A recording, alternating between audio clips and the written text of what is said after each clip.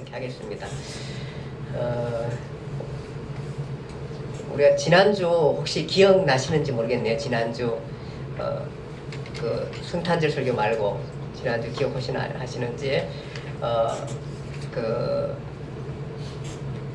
산상수훈, 산상수훈에 대해서 말씀을 드렸고요. 오늘은 이제 그 산상수훈 이후에 그 계속 2차 갈릴리 사역인데, 이때가 지금 거의 엄청난 많은 그 기록이 성경에 되어 있습니다. 제일 많이 기록이 많고, 또 예수님의 사역의 대부분이 이제 이 기간 동안에 계속해서 이루어져 가고 있다는 거. 그러니까 이 사가가 매우 많이 중요하다, 이런 생각을 하게 됩니다. 자, 첫 번째 6월절 또 복습을 한번 해볼게요. 첫 번째 6월절 무슨 사건이 있었었죠? 예루살렘에 오셔가지고 성전 청결 사건. 그때에 예수님은 성전의 주인이다. 예. 두 번째 사건이 뭐죠? 사마리아. 두 번째 사건. 베데스다 연못의 38년대 병자 사건. 그걸 통해서 부각된 것이 뭐죠? 예수님은 안식일의 주인이다. 예, 이렇게 되었습니다. 자, 이렇게 되면서 계속해서 이제 우리가 한 가지 기억해야, 신경 써야 하는 부분이 뭐냐 하면은, 그 안식, 베데스다 연못 사건 이후에도 뭐 밀 이삭을 잘라먹고 제자들이 그 안식일에 그랬었고, 손 마른 자를 또 고치고 뭐 이런 사건들 때문에 계속해서 이제 크게 대두되는 게 뭐냐 하면은 예수님을 따라다니는 눈들이 있었어요. 어떤 눈이냐면 아주 검은 눈들. 어쨌든 간에 예수님의 잘못된 거, 예수님이 실수하는 거, 또 예수님의 어쨌든 간에 흠집을 내고자 쫓아다니는 눈들이 있습니다. 그 사람들이 바리새인이나 사내들인데 파송된 사람들입니다. 이 사람들이 계속해서 지금 어디냐 하면은 갈릴리에 와 있는데도 갈릴리까지 파견해가지고 함께 쫓아다니는 사람이 있었다는 것들을 우리가 기억해야 합니다. 그런 눈들이 있어요. 그래서 아마 오늘 하는 대부분의 내용들이 그들과의 관계 속에서 이루어지고 또 하는 이런 많은 일들이 있던 것을 우리가 기억해야 합니다. 사실 예수님의 공생의 처음부터 성전에서 아주 그 성전 청결 사건을 터뜨리면서도 예수님이 그런 누구인가 이러면 쫓아다니면서, 또 반대편의 사람들은 어쨌든 간에 예수님을 좀 흠집내고 이런 사역들을 못하게 하려고 막아내는 그런 사람들이 있었다는 것, 유대인 지도자들이 있었다는 것들을 우리가 기억하면서 성경을 읽으면은 이렇구나 생각을 하게 됩니다. 결국은 이 사람들이 예수님을 십자가에 못 박게 되는 것입니다. 우리가 신앙 고백엔 빌라도에 의해서 우리가 예수님께서 고난받고 이렇게 죽었다 그랬었는데, 사실은 빌라도보다 빌라도는 총책임자로서 선언을 한 사람이지만 사실은 예수 그리스도를 죽음으로 몰아간 사람 바로 누구예요? 바로 이 유대 장로들, 지도자들, 이런 사람들 때문에 이런 사람들이 백성들을 선동하고 이렇게 해가지고 예수를 결국은 십자가에 못 박게 하는 거기에 끌고 갔다는 것. 그것이 그냥 이루어진 게 아니라 바로 성전 청결 사건의 그 어마어마한 가야바 대제사장의 그룹들, 아주 이권에 개입된 이 그룹들, 이런 그룹들을 그들의 잘못을 지적했었을 때에 이들이 폭발하게 되고, 또 안식일 문제, 그러니까 규율이나 법을 정해놓고 사람의 편리성을 생각하지 아니하고 무조건 그렇게 안식의 잘못된 해석 부분을 예수님께서 해석하면서 안식일에 자기가 주인인 것을, 이 안식을 설립한 사람의 기본적인 의미, 그것을 알려주면서 이들과 부딪히는 사건들, 이런 사건들을 통해서 이 예수님께서 많이 핍박을 받는 부분을 우리가 보게 되는 것입니다. 사실 그 산상수훈의 해석이 바로 그런 거잖아요. 원래 율법이라는 의미, 기본적인 토대와 의미가 무엇인가? 우리에게 준 율법, 하나님께서 우리가 태초에 주셨던 율법의 기본적인 토대가 의미가 무엇이죠? 그것은 뭐냐면은 외형적인 것보다 내면적인 게 있다. 그 내면적인 마음의 자세부터가 달라져야 한다는 것들을 겉으로만 율법을 그냥 지키고 이루고 하는 것들이 잘 된 게 아니고 실질적으로는 그 내면이 중요하다는 것들을 가르치는 것이 그 산상수훈의 그 내용이었습니다. 그래서 이런 눈들이 있다는 것을 우리가 좀 생각하셔야 되고, 그 다음에 이제 이 병을 고치고 또 전도하시고 순회하면서 이렇게 전도하는 것들을 우리가 볼 수 있습니다. 그리고 예수님께서 비유로 또 말씀하신 그런 것들이 이제 이번 과에 거의 다 있게 되는 것입니다. 그래서 산에서 이제 예수님께서 산상수훈을 하시고 마태복음 8장 1절에 보면 내려오십니다. 내려오셔가지고 하신 일이 뭐냐 하면은 그 나병 환자를 고치십니다. 그러니까 내려오자마자 기다렸듯이 나병 환자가 주께서 말씀하시면 내가 깨끗함을 받을 수 있겠습니다. 이 나병 환자라는 게 저기잖아요. 문둥병이잖아요. 우리가 얘기하는 문둥병이라고 옛날에 그 저주받은 병으로 그렇게 인식이 되어 있던 이 환자입니다. 이 환자가 나와가지고 그러니까 예수님께서 손을 잡으시면서 내가 원하는 이렇게 깨끗함을 받아라. 그리고 난 다음에 치유되고 제사장에게 보여라 하는 것이 나병 환자를 고치시게 됩니다. 지금 굉장히 많은 사역들이 이 지금 갈릴리 2차 전도여행 때 계속 되게 되는 것을 우리가 볼 수 있습니다. 그 다음에 하신 일이 뭐냐, 백부장의 하인을 고치시는 것입니다. 그러니까 나병 환자를 고치시는 건 마태복음 8장 1절에서 4절에 있고, 그 다음에 백부장의 하인을 고치시는 건 마태복음 8장 5절에서 13절입니다. 백부장이 그 유대인 장로 몇 사람을 보내가지고 내 종이 이렇게 많이 아프니까 고쳐달라, 그렇게 얘기하게 됩니다. 그러니까 그 유대인 장로들이 와가지고 뭐라 하냐면 이 백부장이 어떤 사람이냐 하면은 우리 민족을 사랑하고 회당을 많이 지었나이다, 이렇게 얘기하게 되는 것입니다. 그때 예수님께서 백부장의 하인을 고쳐주시게 됩니다. 고쳐주시고 가니까 백부장이 하는 말이 정말 바쁘신 분이 이렇게까지 오실 필요는 없습니다. 말씀만 하시면은 내 하인이 낫겠나. 그래서 말씀만 하십니다. 그러자 예수님께서 정말로 이스라엘 중에도 이만한 믿음을 보지 못했다, 이렇게 말하면서 동서로부터 많은 사람이 천국에 들어가겠다, 이렇게 하면서 고쳐주는 내용을 우리가 보게 되는 것입니다. 정말 백부장은 이제 주로 100명의 부하를 가지고 있는 그 장군이다, 이렇게 생각하시면 되는데, 이 사람이 자기의 그 하인을 생각했다는 마음이 특별하죠. 그렇죠? 사실은 요즘에 우리 사회도 이런 생각들이 많이 있으면 정말로 괜찮은 사람인데, 우리 사회가 그렇지를 못하는 것이 안타깝다는, 사실 자기의 그 회사의 직원들 한 사람 한 사람들이 얼마나 소중하고 그 사람들 때문에 자기가 하는 사업이 이루어져 가고 있다는 걸 생각한다면은 그것들을 정말 공평하게 잘 나누어 삶을 이끌어가고 그렇게 할 텐데 말입니다. 이 백부장이라는 사람이 아마 그런 사람 아닐까. 자기 하인이 병들었다고 예수님께 나와가지고 내 하인을 고쳐달라고 얘기하면서, 그래서 이 예수님 너무나 바쁘신 거 아시니까 내가 당신이 오는 건 너무 부담스럽고 나도 내 부하에 사람들이 있고 이런데 그냥 말씀하시면 고치면 있겠다는 믿음을 갖고 이 하인이 특별한 사람인 것이 유대 민족을 사랑하고 회당을 지으면서 이게 참 고귀하다, 이런 생각을 이 하인이 한 것 같습니다. 그래가지고 이 백부장이 한 것 같습니다. 그래서 그를 낫게 해주시는 것입니다. 그 다음에 이제 또 하는 일이 뭐냐면 나인성 가보의 아들을 살려주십니다. 누가복음 7장 11절에서 17절. 예수님께서 첫 번째 사람을 살리신 사건입니다. 나인성 가부의 아들. 누가복음 7장 11절에 17절입니다. 나인성이란 나갈 때에, 나인성 여기 나오네, 잠깐 볼게요.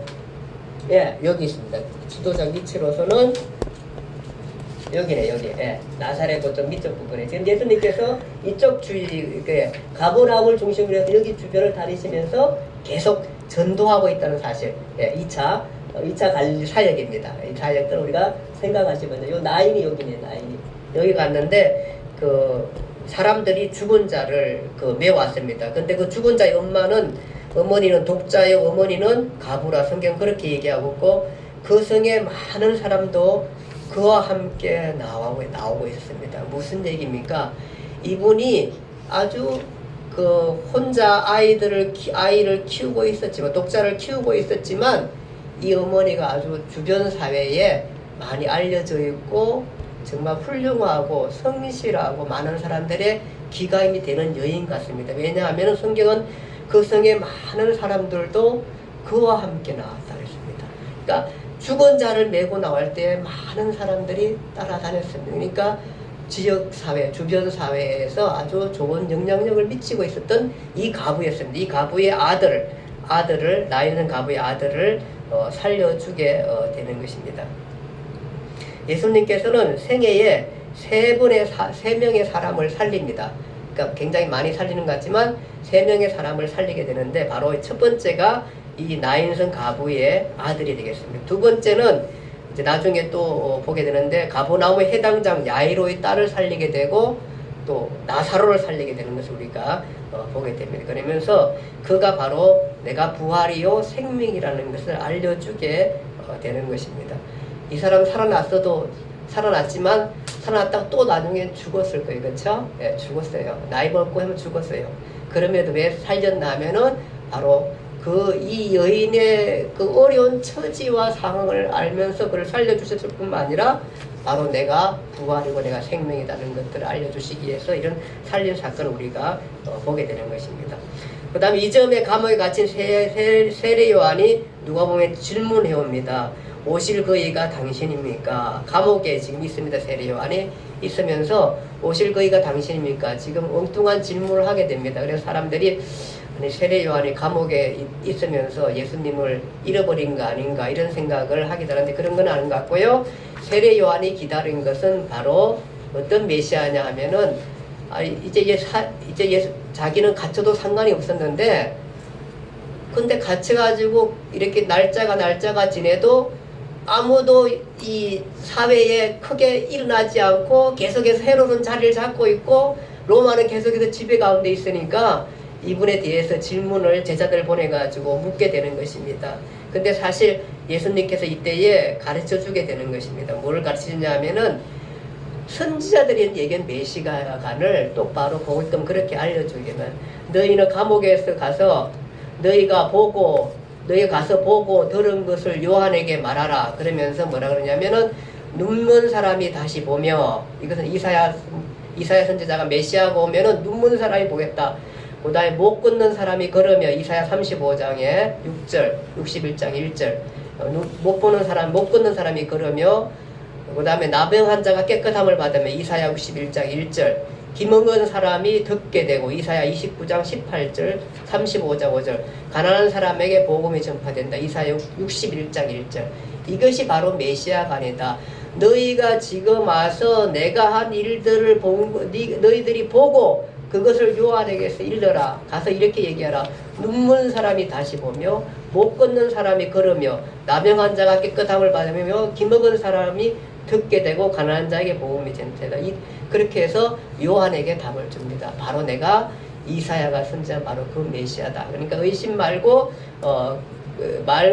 의심한 게 아니라 확실한 메시아간을 그에게 심어주는 것입니다. 아마 요한도 어떻게 생각했으면은, 그가 물론 이런 생각도 가졌겠지만, 그리고 사회가 굉장히 많이 이런 헤롯은 물러가게 되고 뭐 정치 권력들과 굉장히 문제적인 것들을 일으킬 수 알았는데, 사실은 예수님은 그렇게 하시지 않고 굉장히 종교적인 일들을 하게 되는 것을 우리가 보게 되는 것입니다. 종교로서 가지고 있고, 종교가 사회에 대한 미치는 잘못된 영향과 잘못된 세계관들을 고쳐주는 노력들을 하고 계신 우리가 볼 수 있습니다. 그러면서 하는 말이, 아이들이 놀이하는 것을 비유로 듭니다. 아이들이 장터에 앉아 장례식 놀이를 하고, 또 그다음에 아이들이 장터에 앉아서 결혼식 놀이를 하는데, 그런데도 이 세대 사람들은 아무 반응이 없다. 무슨 얘기냐면, 장례식 놀이를 할 때는 우리가 슬퍼하고 같이 슬퍼해야 되고, 결혼식 놀이 할 때는 같이 축복해야 되는데, 이 세대의 사람들, 이 바리새인들은 아무런 관심도 생각도 없고 고칠 생각도 없고 은혜도 없다. 그 얘기를 하게 되는 것입니다. 장례식 요리는 심판과 절망과 슬픔의 메시지입니다. 이것이 어떻게 생각하면 세례 요한의 메시지입니다. 그러나 결혼식 놀이는 구원과 축복과 기쁨의 메시지입니다. 이것이 예수의 메시지입니다. 세례 요한이 왔을 때도 아무런 반응이 없었던 이 사람들, 이제 구원을 주기 위해서 예수가 왔는데도 결혼식 노래를 하는데도 불구하고 아무런 반응이 없는 이들에게 그렇게 말씀하게 되는 것입니다. 아무 반응이 없는 세대, 아무 감각이 없는 세대를 예수님께서 말하게 되는 것입니다. 세례 요한한테는 귀신이 들렸다고 말하고 예수님한테는 탐욕죄로 말하는, 아무것도 하지 않고 현상만 가지고 것만 가지고 판단하는 세대에 대해서 예수님께서 말씀해 주시는 것을 보게 되는 것입니다. 그 다음에 이제 고라하신 벳세다 가버나움을 향해 책망하시는 말씀을 마태복음 11장 20절에서 30절에 있습니다. 무슨 얘기냐 하면은 예수님께서 이 벳세다가 어디 있죠? 고라하신 벳세다가 여기입니다. 여기 가셔가지고 정말로 여기에 집중적으로 사역하시면서 많은 기적과 많은 권능들을 아마 행하신 것 같아요. 언제 가셨는지 모르지만은 엄청난 사역들을 행하셨습니다. 그랬으면 이 많은 사람들이 예수님을 따라하고 믿었어야 되는데 믿지 않는 것입니다. 엄청난 능력과 기적을 행했음에도 불구하고 믿지 않습니다. 그러니까 예수님께서 뭐라고 얘기하냐면은 너희가 모든 권능을 두로와 시돈 땅에 행하였다면 벌써 베옷 입고 제에 앉아 회개했을 것이다. 그러니까 강팍한 제들을 향해서 말합니다. 두로와 시돈이 어디입니까? 여기입니다. 여기 가가지고 여기가 어디 본산입니까? 이 시돈이 누구냐 하면은 이세벨의 고향입니다. 이세벨, 악한 그 구약 때 배웠던 이세벨의 고향입니다. 이쪽 가가지고 내가 복음을 전했다면은 이들은 정말 죄를 덮으시고 회개하며 하나님 나한테 돌아왔을 텐데 여기에 이렇게까지 큰 능력과 많은 기적을 행했음에도 불구하고 이들이 돌아오지 않는 것에 대해서 얘기합니다. 그러면서 이쪽 주변에 가버나움을 향해서 가버나움아 내가 하늘까지 높아지겠네 음부까지 낮아지라 이렇게 말씀하면서 내가 소돔에서 이 능력을 행했다면 이 강팍한 소돔도 회개하시라. 소돔이 심판을 받음을 오히려 소돔은 견디기 쉬우리라 그렇게 말합니다. 심판은 소돔보다 더 큰 심판을 받겠다. 그 얘기를 하게 되면서 안타까움을 전하게 되는 것이 얼마나 안타까우면 여러분과 저도 예수 안 믿으면 굉장히 안타깝죠. 그렇죠? 예, 정말로 많이 안타까워요. 아무리 설명해도 안 되고 하는데 예수님도 그런 안타까움이 있으니까 그 얘기를 하시게 되는 것입니다. 내가 그냥 여기에 또 쏟아부었던 거를 잘 모르는 정말로 이방신들 생겼던 이쪽에 가서도 쏟아부었어도 이 사람들 해결하고 했을 텐데 안 돌아오는 이 벳세다 이쪽 사람들 생각하면서 얼마나 안타까웠는지 말할 수 없이 안타까움을 하게 됩니다. 그 다음에 이제 바리새인 시몬의 집에 가서 옥합을 깨뜨립니다. 시몬의 집에 가는데 바리새인 시몬의 집에 가는데 한 바리새인이 식사 자리에 예수님을 초대합니다. 그때의 초대 자리에 어떤 여인이 와서 그 발을 적시고 예수님의 발을 적시고 머리털로 닦고 발에 입 맞추고 향유를 부었습니다. 시몬이 마음속으로 이 사람이 선지자라면 지금 이 여인이 누구며 죄인인 줄 알리라. 그러니까 찾아온 여인이 누구냐면 굉장히 많은 죄를 지은 여인입니다. 아마 시몬은 이미 그 동네 사람이고 그 동네에서 알고 있었습니다. 그러면서 뭐냐면 이제 자기가 예수님을 초대했는데 바리새인입니다. 바리새인 초대했는데 그 초대할 때 그 여인이 나온 것을 보게 되면서 시몬이 하는 말입니다. 이 사람이 정말 선지자라면은 이 여인이 누군가 알 텐데 이러면서 자기 혼자 마음속 그렇게 생각합니다. 그러면서 예수님께서 말합니다. 시몬에게 빚진 자가 둘이 있는데 한 사람은 500데나리온을 빚을 짓고 한 사람은 50데나리온을 빚을 짓는데 둘 다 탕감해 줬는데 누가 더 감사하겠느냐 그 얘기를 합니다. 500데나리온 빚진 자하고 50데나리온 빚진 자 누가 더 감사할까요? 그러니까 시몬이 당연한 것을 묻습니까? 당연히 500데나리온 빚진 자 그 많은 돈을 탕감해 줬으니까 얼마나 감사할까요? 그 얘기를 하게 됩니다. 그러면서 말을 합니다. 내가 여기 들어왔는데 너는 내 발을 씻을 물도 주지 않았는데 이 여인은 눈물로 내 발을 적시고 머리털로 내 발을 닦았다. 너는 나한테 입 맞추지 않았는데 그런데 이 여인은 내 발에 입 맞추기를 거치지 않았다. 너는 내 머리에 감람유도 붓지 아니하였지만 이 여인은 값비싼 향유를 부었다. 이것은 그의 많은 죄가 탕감받았기 때문이다. 무슨 얘기입니까? 이미 이 시몬이 얘기한 저 여자를 상대하다니 우리 예수님이 저 여자는 죄인이고 사회에서 지탄받는 저 여인을 상대하다니 하실 때 벌써 예수님은 그러면서 시몬의 얘기가 예수님이 선지자라면 정말 저 여자를 알까? 이랬을 때 이미 예수님은 그의 시몬의 마음까지도 알아면서 이 얘기를 하게 되는 것입니다. 그러면서 그는 그의 많은 죄가 탕감받았다. 그의 많은 죄가 사해졌다. 이는 그의 사랑함이 많으니라. 사함을 받은 일이 적은 자는 적게 사랑한다.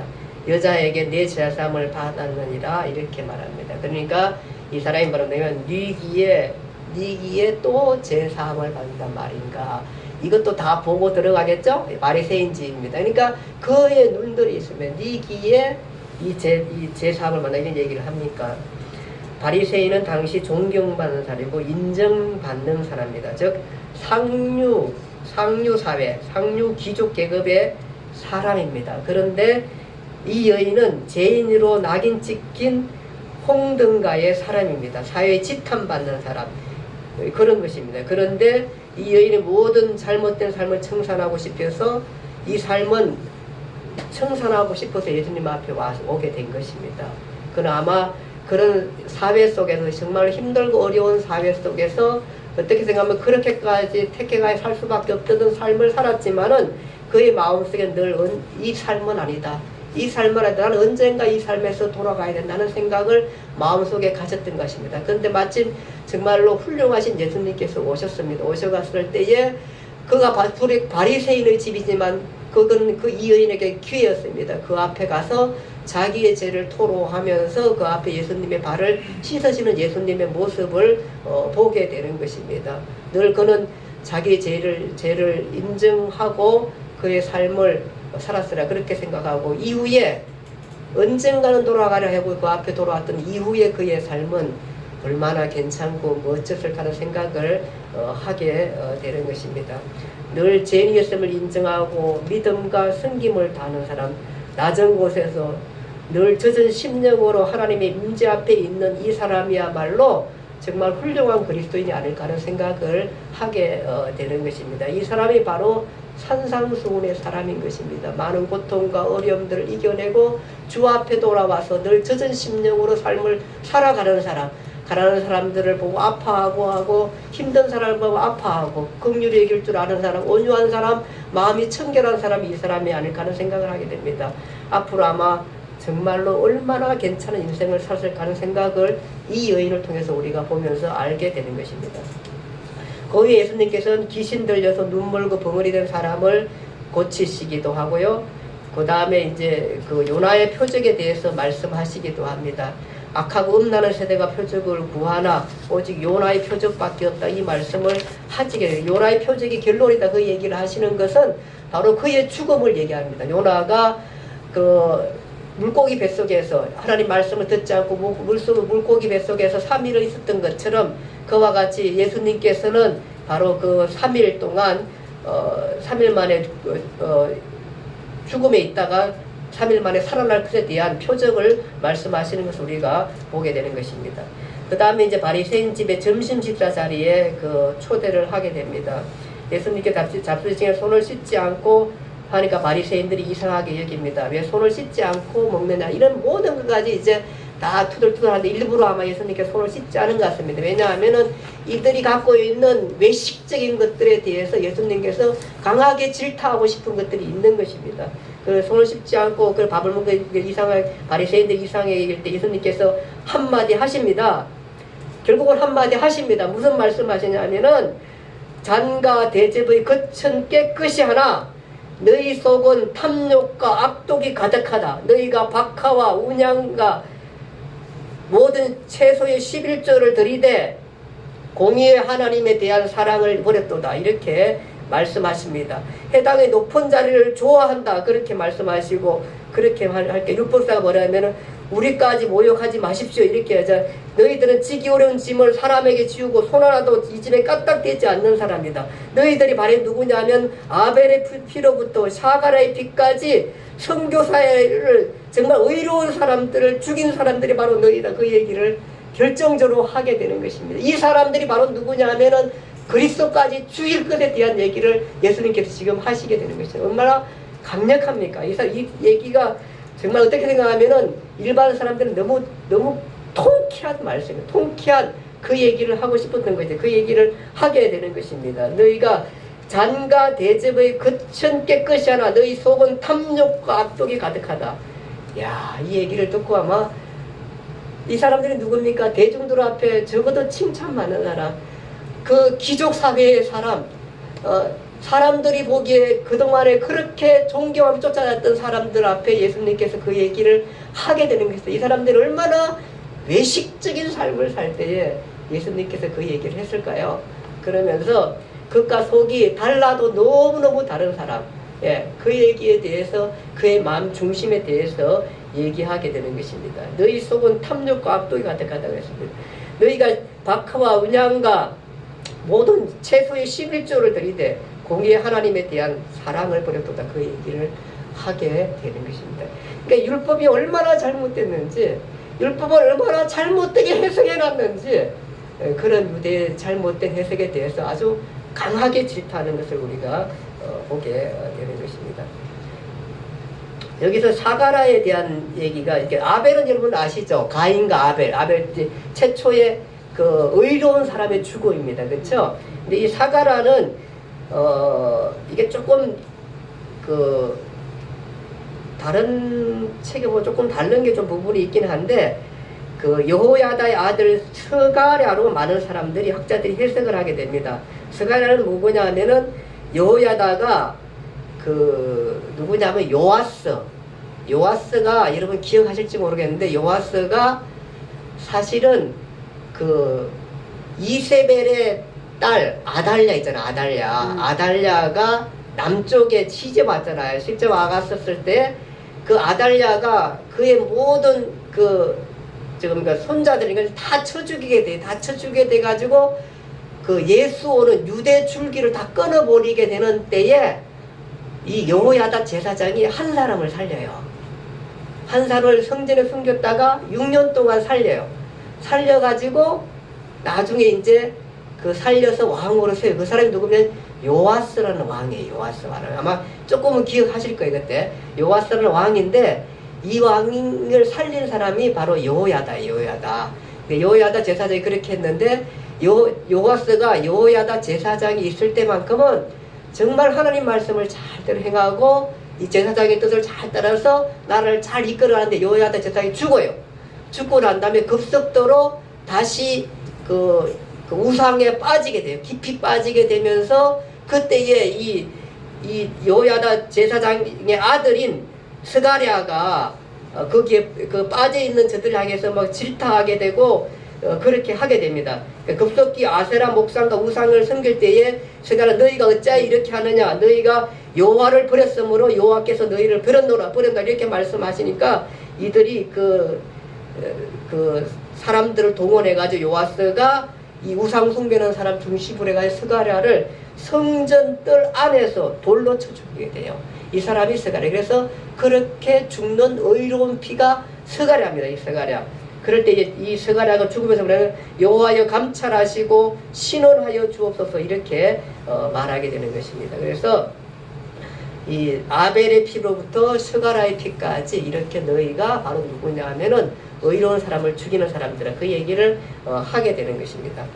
굉장히 많죠? 이런 사건들 아마 여러분들이 책을 이번에 그냥 읽지만 다음에는 내비게이션을 따라서 한번 읽어보면은 여기에서 다 이런 기록들이 쭉 나와요. 이게 다 뭐냐 하면은 2차 갈릴리 사역 때입니다. 그 다음에 이제 2차 갈릴리 사역 중에서 지금까지는 이게 주로 바리새인과 티격태격하면서 있었지만 그 다음에 이제 누가복음 8장 1절 오늘 읽은 말씀부터는 뭐냐면 12제자와 함께 갈릴리 순회 전도 사역을 또 하시게 되는 것을 우리가 보게 되는 것입니다. 그러면서 거기에 순회 전도 사역을 하실 때에 그 여인들이 나옵니다. 여인들이 막달라 마리아와 헤롯의 청지기 구사의 아내 요한나와 수산나와 기타 여인들이 그 12제자와 예수님을 섬기면서 자기들의 소유로 그들을 섬겼다, 이렇게 얘기하게 됩니다. 아마 이 사람들이 재정력이 좀, 특별히 그 헤롯의 청지기 구사의 아내 요한나는 아마 그 예수님께서 헤롯의 그 종을 고쳤을 때에 그 아마 그 부인 그 종의 아들을 고쳤을 때에 그 부인인 것 같았어요. 그렇게 학자들이 많이 얘기를 합니다. 어쨌든 한번 나중에 한번 좀 찾아보고요. 이렇게 해서 이 사람들이 도와가면서 많은 순회 사역들을 하게 되는 것입니다. 그러면서 가나에서 가문에 살고 있는 그때에 그러니까 그 헤롯의 청지기 그냥 가나에서 가문에 살고 있는 왕의 신하의 아들을 옛날에 우리가 원격 치료했다고 한번 제가 말씀을 드려요. 그때의 왕의 신하의 아들, 이 아들의 왕의 신하의 그러니까 부인이죠. 아마 그 사람이 그 사람이 그 헤롯의 청지기 구사의 아내 요한나라고 많은 사람들이 해석하기도 합니다. 어쨌든 이런 사람들이 도와가면서 복음을 전도하는 일에 힘쓰는 것을 우리가 보게 되는 것입니다. 자, 그 다음에 2차 그 순회 전도역 때 생겼던 많은 일들인데, 그때에 우리가 아는 그 마태복음 13장에 나오는 그 알곡과 가라지 비유, 겨자씨 비유, 뭐 밭에 감춘 보화 비유, 좋은 진줄 찾는 이런 모든 비유들을 이때에 엄청난 비유로 또 쏟아내게 됩니다. 이게 다 이때 사역이 대부분의 예수님 사역이 많다, 이 생각을 하시고 하면 되겠습니다. 그렇게 하게 되고요. 그 다음에 이제 예수님의 모친과 형제들이 찾아오게 됩니다. 찾아왔었을 때에 좀 섭섭한 말씀을 하시죠. 뭐냐면은 모친과 형제들이 왔는데 무리들이 인하여서 가까이 하지 못하니까 알려줬습니다. 당신 형제와 저 모친이 왔습니다. 얘기하니까 예수님께 뭐라 그러면 뭐라 그러냐 하면은 뭐라 그러시죠? 내 어머니와 내 형제는 하나님 말씀을 듣고 행하는 바로 이 사람들이 이 얘기를 하게 됩니다. 굉장히 슬픈 말씀을 하시죠. 그런 것 같은데 사실 그런 것보다는 정말 누구도 예수님이 지금 공생의 사역을 하고 있다는 사실을 잘 집중하고 있는 것을 우리가 보게 됩니다. 그러면서 이들도 역시 뭐냐면 복음을 들어야 할 사람이고 예수 그리스도를 주로 섬기할 수 믿어야 할 사람이에요. 형제이지만 형제는 그럴 사람이라고 인정하게 됩니다. 정말로 이들은 나중에 훗날에 보면은 예수님의 형제 중에 야고보, 사도행전 이제 나옵니다. 사도행전 할 때 나오면 야고보가 바로 누구냐 하면은 예수님의 형제입니다. 예수님의 형제. 이 사람이 누구냐 하면은 성경에 야고보서를 쓴 사람입니다. 이런 섭섭한 말씀을 들었다 할지라도 이 사람들이 예수를 잘 받아들였던 것은 바로 아마 그런 이유일이라고 생각하게 되고요. 그 다음에 또 한 사람 나옵니다. 유다입니다. 유다도 누구냐 하면 유다서를 기록한 사람입니다. 그 사람도 예수님의 형제 중에 한 사람입니다. 이 사람들이 바로 성경 말씀을 기록하는 사람으로 성장에 가 있는 것을 보게 되는 것입니다. 그래서 야고보와 유다가 형제들 중에 성경을 기록한 사람이 되었습니다. 아마 이때 와가지고 말씀을 듣고 하면서 예수 그리스도를 믿지 않았을까 하는 생각을 하게 되는 것입니다. 그 다음에 갈릴리 호수를 잔잔케 하시고, 호수 잔잔케 하시는 거 아시죠? 갈릴리 바다일 때 폭풍이 막일 때 해가 잔잔하게 하시고, 또 그라사에 귀신 들리는 사람들을 고치게 되는 것입니다. 그 귀신 들리는 사람이 갈 때에 예수님께서 이 사람이 누구냐면 그라사에 귀신 사람이 무덤에서 나와 예수를 만난지라 쇠사슬로 메어도 쇠사슬을 끊어버립니다. 예수님을 보고는 지극히 높으신 하나님의 아들 예수여 나와 무슨 상관이 있으니까 할 때 예수님께서